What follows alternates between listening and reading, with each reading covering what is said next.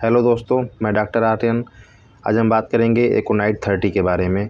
ठंडी में होने वाले सर दर्द, जुखाम, नाक से नज़ला बहना, गले में गड़गड़ की आवाज़ या फिर कहीं भी बाइक चला के आप आते हैं या गाड़ी से आते हैं, ठंडी लगने की वजह से हेडेक हो जाना, ये सब मामले में आप यदि एकोनाइट 30 की 2 बूंद हर 5-5 मिनट पर 3 बार लेते हैं तो आपके तुरंत आराम लगना शुरू हो जाता है। या फिर ठंडी लगने की वजह से शरीर में दर्द भी हो रहा हो तो आप एकोनाइट 30 की 2 बूंद हर आधे घंटे में 3 बार लेने पे आपको तुरंत सा आराम लगना शुरू हो जाता है।